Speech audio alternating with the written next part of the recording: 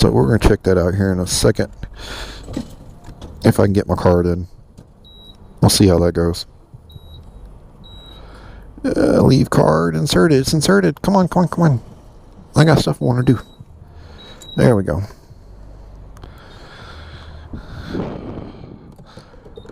$89 Dino Juice. I normally put 93 in, but honestly, Catastrophic's going to burn this fuel out pretty quick. Oh, it's spraying at me. Alright, so on to the next question.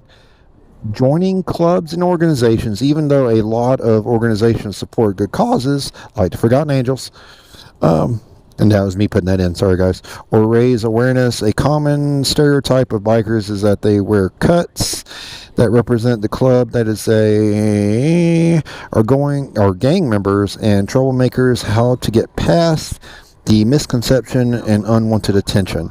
All right, so this is actually something I've ran into personally. For those who have talked to me and who have rode with me before, know who I am. I used to be a member of an MC. It was a 99% MC. And as soon as I get done concentrating on pumping this gas and get back on the bike, we'll follow that discussion. All right, there we go. That's plenty of juice. All right, so the MC I used to ride for and still ride with from time to time and support, Iron Legacy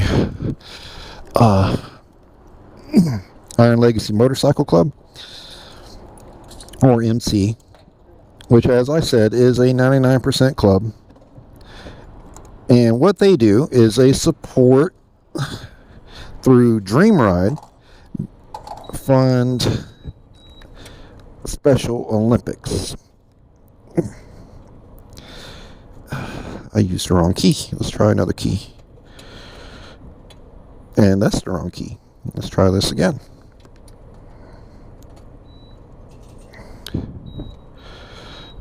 There it goes. Alright, yeah, where was I?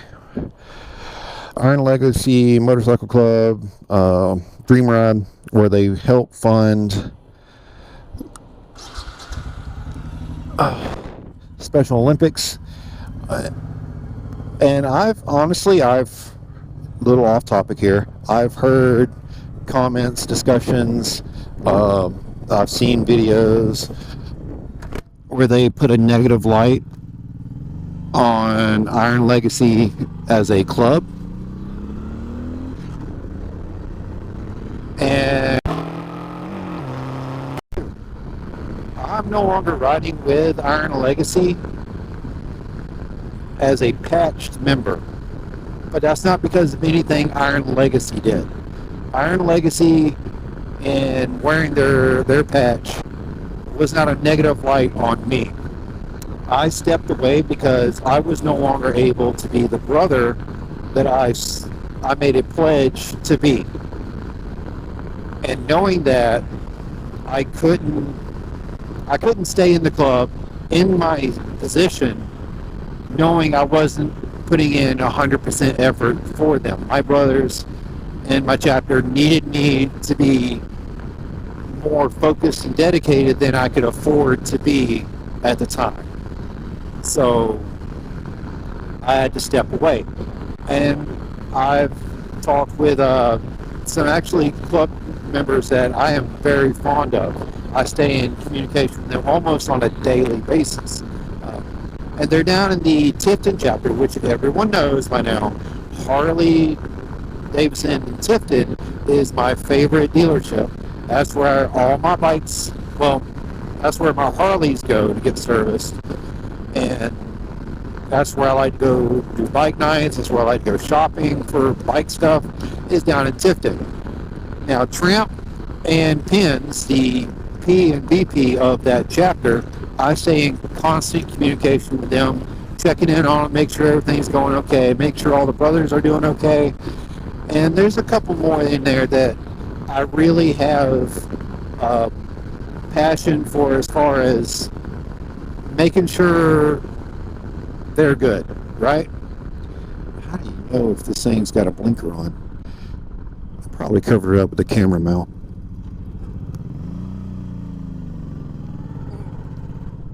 Oh. So that being said, while wearing the patch, I did deal with issues of people looking at me sideways, giving me extra wide berth, which I am not a fan of that. I don't like dealing with people on most occasions. So people giving me a wide berth and not deliberately talking to me because of my patch was actually useful. Although in any kind of interactions, I've been friendly, except for in a few occasions, I've been friendly with them. Now, before I go any further on that, let's talk about real quick what I meant by 99% when I said that at the gas pump.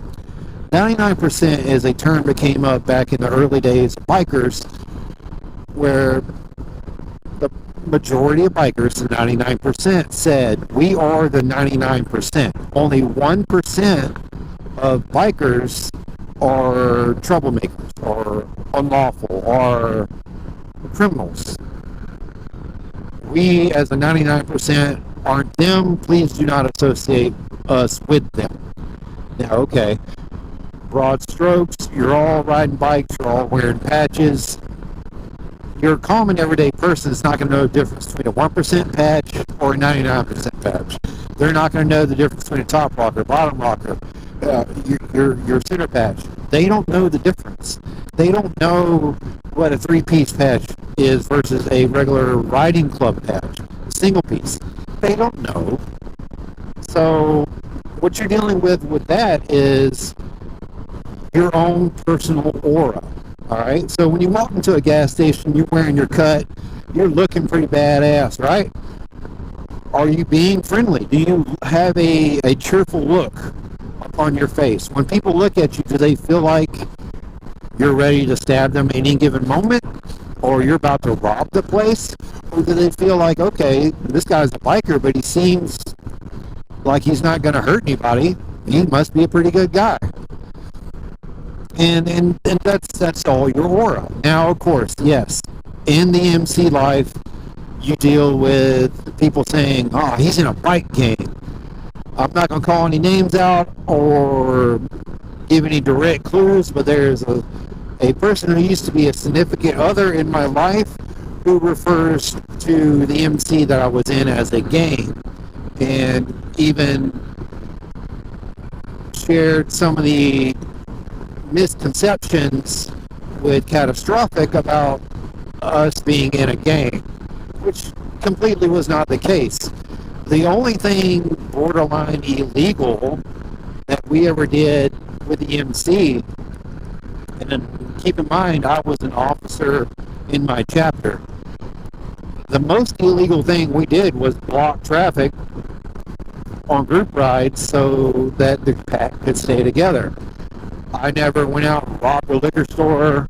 I never went and, what's the word, blackmailed anyone.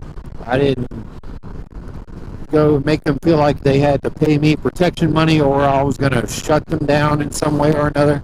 I never did anything like that. As far as I know, the club never did anything like that.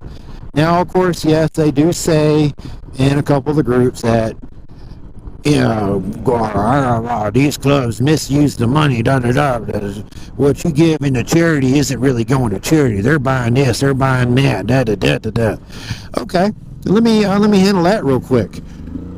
As a non-profit organization, what these Nimrods need to fucking understand is the club, each chapter, as being a non-profit individual organization, has to show money coming in, and it has to show a steady flow of money going out. Now, what that allows them to do is use that money to pay for clubhouses, club products, club trips, lodging. All that is expenses that when the club is wearing that patch, they are supporting their cause. So anything that club does as a group technically can be counted as a club cost.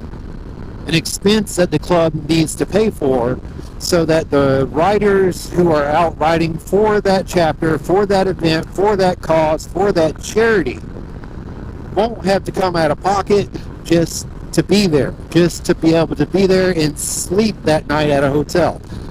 That's what some of that money goes to, guys. It pays for the gas to go into the bikes. It pays for the gas to go into the trucks pulling those trailers. And if you've ever pulled a trailer with a truck, you know that trailer's pulling gas even harder than the truck would on its own. That's what that money goes towards.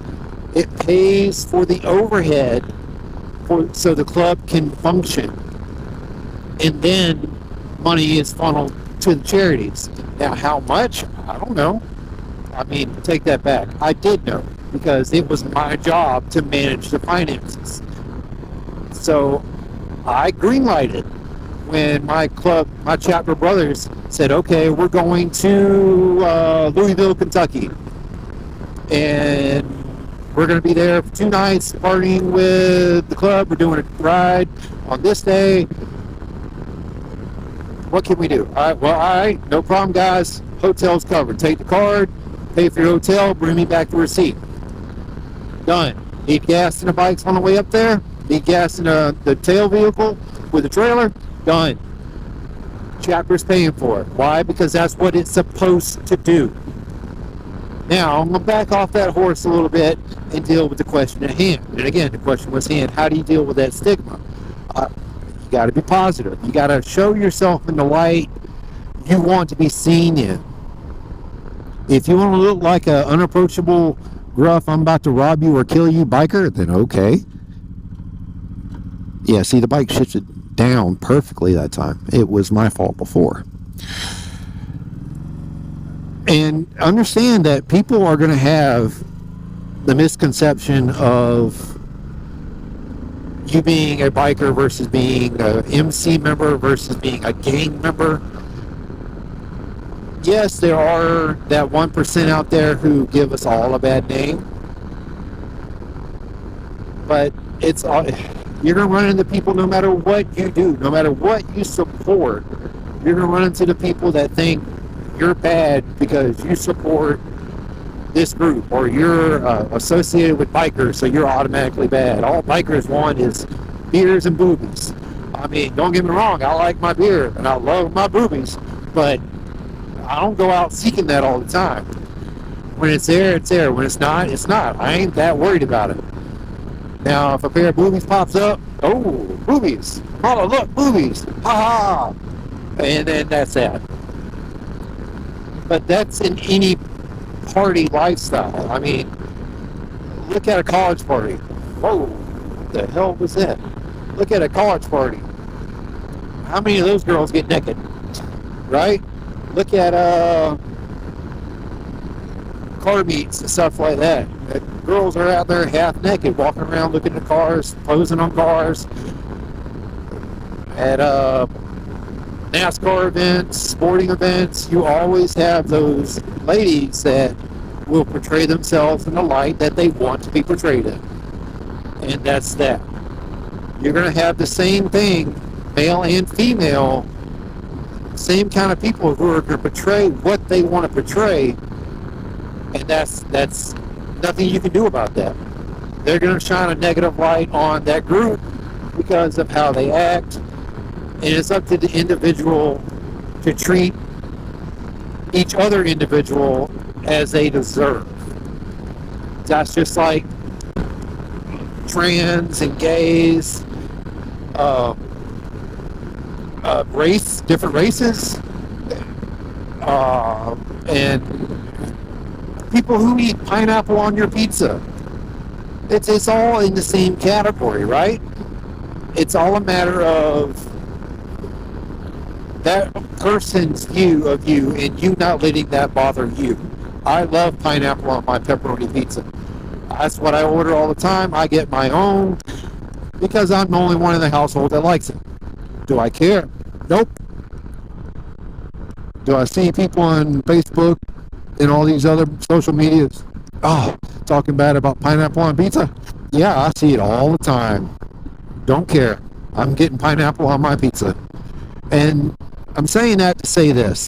You got to do what you want to do and enjoy and not worry about what other people's opinion of you is necessarily.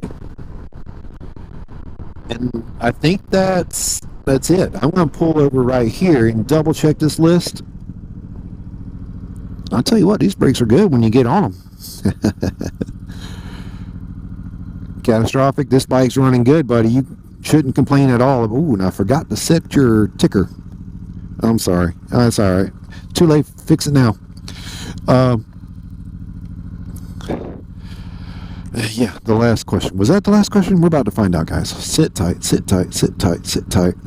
And then we're going to call it a day because my phone's on 7% and I don't feel like hooking up the charger. And the last part of this question. How do you deal with the unwanted attention? Just like you deal with unwanted attention in any situation. Tell that person, look, I do not feel comfortable talking to you, especially about this topic. I feel you are being hostile, and I am not going to have this conversation with you. If they continue, and then they are choosing the life of hostility and choosing a life of violence. In that case, protect yourself as you need to. Don't let someone else push you around because, I say that. It might be the best choice in some situations to bow down, especially when the opposition is in a higher number. Let's get on it. Yeah, boy.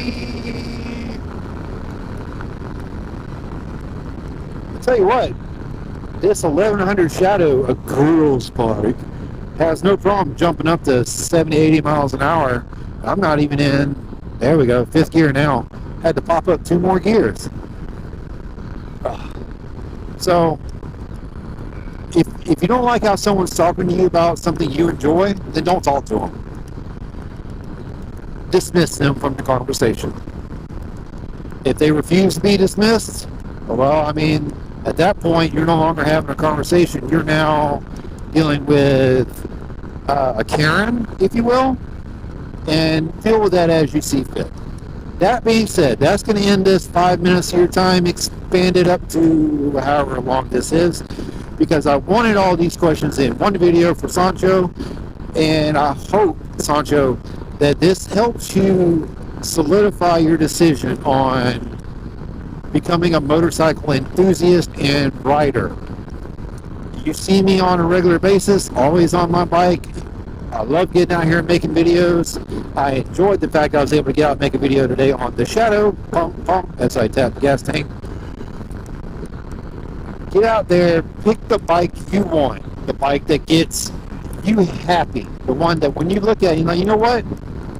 That can be me. I see me on that.